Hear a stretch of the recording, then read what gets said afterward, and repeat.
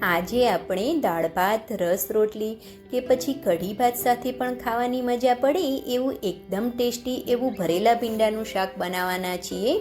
જો શાક બનાવતી વખતે તમારા શાકનો મસાલો અલગ થઈ જતો હોય અને શાક ચીકણું બનતું હોય તો આ રેસીપી એકવાર ચોક્કસથી જોજો. અને જો ઘરે મહેમાન આવ્યા હોય તો મારી આ રીતે એકવાર ભરેલા ભીંડાનું શાક બનાવી અને ચોક્કસથી ટ્રાય કરજો. મહેમાન તમારી તારીફ કરવાનું ભૂલશે નહીં. હેલો ફ્રેન્ડ્સ, જય શ્રી કૃષ્ણ, રાધે રાધે. સ્વાગત છે તમારું મારા કિચનમાં. તો એકદમ ટેસ્ટી એવું ભરેલા ભીંડાનું શાક બનાવવા માટે મેં 400 ગ્રામ જેવો ભીંડો લીધો છે. ભીંડો આ રીતે કૂણો અને આ રીતે નાની સાઈઝનો હોય તેવો આપણે લેવાનો છે. હવે આ ભીંડાને મેં પાણીથી સરસ એવો ધોઈ અને કોરો કરી લીધો હતો. છતાં પણ આ રીતે કોટનના કપડાથી આપણે ભીંડાને લૂછી લેવાનો છે, જેથી તેની અંદર થોડોક બી પાણીનો ભાગ હશે તો તે નીકળી જશે અને આપણા ભીંડાનું શાક ચીકણું બિલકુલ પણ નહીં બને. તો સેમ એ જ રીતે મેં બધા જ ભીંડાને લૂછી અને કોરો કરી લીધો છે. હવે આ ભીંડાને આપણે ઉપરથી અને નીચેનો ભાગ આપણે કટ કરી લેવાનો છે. હવે તેને આ રીતે ઊભા કટ લગાવી દેવાના છે. તો સેમ એ જ રીતે આપણે બધા જ ભીંડાને આ રીતે આગળનો અને પાછળનો ભાગ કટ કરી લઈશું અને તેની અંદર આપણે ઊભા કટ લગાવી દેવાના છે. આ રીતે આપણે બધા જ ભીંડાને આ રીતે ઊભા કટ લગાવી દઈશું. તો સેમ એ જ રીતે મેં બધા જ ભીંડાને આ રીતે આગળનો અને પાછળનો ભાગ કટ કરી અને આ રીતે આપણે ઊભા કટ લગાવી દેવાના છે.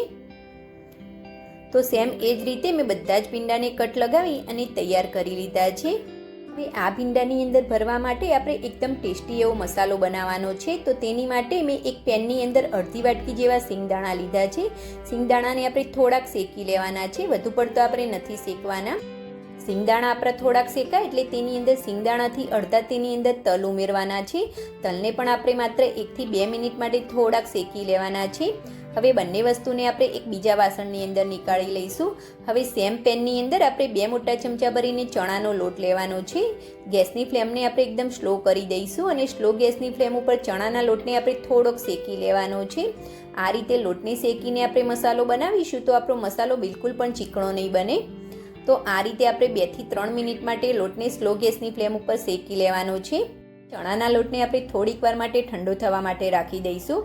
હવે એક મિક્સર જારની અંદર આપણે શેકેલા સિંગદાણા અને તલને ઉમેરી દેવાના છે. મિક્સર જારને બંધ કરી અને આ બંને વસ્તુને આપણે થોડીક દરદરી પીસી લેવાની છે. તો આ રીતે આપણે દરદરી રાખવાની છે, એકદમ ફાઇન પાવડર નથી કરવાનો. હવે એક બાઉલની અંદર જે આપણે ચણાનો લોટ શેકીને રાખ્યો હતો તે અંદર ઉમેરી દેવાનો છે. તેની સાથે આપણે જે સિંગદાણા અને તલને દરદરા પીસીને રાખ્યા હતા તે પણ તેની અંદર ઉમેરી દઈશું. તેની સાથે આપણે બાકીના મસાલા પણ કરી લઈશું. તો સૌપ્રથમ તેની અંદર મેં 2 નાની ચમચી ભરીને કાશ્મીરી મરચું ઉમેર્યું છે. તેની સાથે આપણે 2 નાની ચમચી ભરીને ધાણા જીરું પાવડર ઉમેરવાનું છે. તેની સાથે આપણે અડધી નાની ચમચી ભરીને હળદર પાવડર અને ચપટી આપણે હિંગ ઉમેરવાની છે. તેની સાથે મેં આ લસણ મરચાંની પેસ્ટ બનાવીને રાખી હતી, જેમાં 8 કળી લસણ, થોડુંક મીઠું અને અડધી ચમચી મરચું એડ કરી અને તેની વાટી અને તેની પેસ્ટ બનાવી હતી તે અંદર એડ કરી દઈશું. તેની સાથે આપણે 1 ચમચી દળેલી સાકર, અડધી ચમચી ગરમ મસાલો અને 1 લીંબુનો રસ ઉમેરવાનો છે. હવે તેની અંદર આપણે 2 મોટી ચમચી ભરીને તેલ ઉમેરવાનું છે. થોડાક લીલા ધાણા ઉમેરી દઈશું. મીઠું આપણે લાસ્ટમાં ઉમેરવાનું છે, જેથી આપણો મસાલો ચીકણો બિલકુલ પણ ના થાય. હવે બધી જ વસ્તુને આપણે સરસ એવું મિક્સ કરી લેવાનું છે. આ રીતે મિક્સ કર્યા પછી તેની અંદર 1 નાની ચમચી આપણે મીઠું ઉમેરવાનું છે. આ રીતે મીઠું લાસ્ટમાં ઉમેરવાથી આપણો મસાલો બિલકુલ પણ ચીકણો નહીં થાય. તો આ રીતે થોડુંક બાઇન્ડિંગ આવે તે રીતનો આપણે મસાલો કરવાનો છે. હવે આ મસાલાને આપણે આ રીતે સરસ એવું દબાવી અને ભીંડાની અંદર ભરી લેવાનો છે. તો ફ્રેન્ડ્સ, ક્યારેક એવું થાય છે કે જે આપણે દળેલી સાકર, લીંબુનો રસ અને મીઠું બધું સાથે ઉમેરી દઈએ છીએ તો તે પાણી છોડે છે અને મસાલો આપણો ચીકણો થાય છે. તો મીઠું આપણે બધી જ વસ્તુ મિક્સ કર્યા પછી લાસ્ટમાં ઉમેરવાનું છે. તો મસાલો આપણો બિલકુલ પણ ચીકણો નહીં થાય. તો આ રીતે આપણે બધા જ ભીંડાને ભરી અને તૈયાર કરી લેવાનો છે. તો સેમ એ જ રીતે મેં બધા જ ભીંડાને ભરી અને તૈયાર કરી લીધો છે. તો હવે ભરેલા ભીંડાનું શાક બનાવવા માટે આપણે એક પેનની અંદર 3 મોટી ચમચી ભરીને તેલ ઉમેરવાનું છે. તેલ આપણું ગરમ થાય એટલે તેની અંદર 1 ચમચી જીરું, થોડીક હિંગ એડ કરવાની છે. તો હવે તેની અંદર આપણા શાકનો કલર સરસ એવો આવે તેની માટે થોડીક આપણે હળદર એડ કરવાની છે. હળદર આપણે મસાલાની અંદર પણ એડ કરી છે એટલે આપણે વધુ પડતી હળદર નથી એડ કરવાની.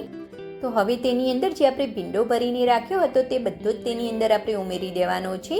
હવે આ ભીંડાને આપણે આ રીતે વધારે પડતો હલાવીને મિક્સ નથી કરવાનો. આ રીતે આપણે પેનને આ રીતે હલાવતા જઈશું અને મિક્સ કરવાનો છે. અને એ પણ આપણે આ રીતે ચમચાની મદદથી હલાવીએ તો એકદમ હળવા હાથે હલાવવાનો છે, જેથી ભીંડાનો મસાલો આપણો અલગ ના થઈ જાય. અને વારે ઘડીએ આપણે ચમચાની મદદથી ભીંડાને બિલકુલ પણ નથી હલાવવાનો. આ રીતે આપણે ઉછાળીને અથવા તો પેનને આ રીતે હલાવશું તો જેથી આપણો ભીંડો બધી બાજુએથી સરસ એવો કૂક થઈ જશે. આ ભીંડાને આપણે સ્લો ટુ મીડિયમ ગેસ ઉપર 2 થી 3 મિનિટ માટે આમસ થવા દઈશું. અને 2 થી 3 મિનિટ પછી આ રીતે આપણે પેનને હલાવતા જઈશું અને ભીંડાને આપણે પલટાવવાનો છે. વારે વારે આ શાકની અંદર આપણે ચમચો કે સ્પેચ્યુલા નથી ફેરવવાનો.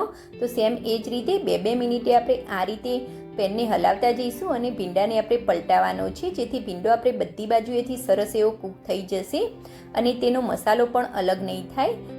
તો હવે 10 થી 12 જ મિનિટની અંદર આપણા ભીંડાનું શાક સરસ એવું કૂક થઈ ગયું છે.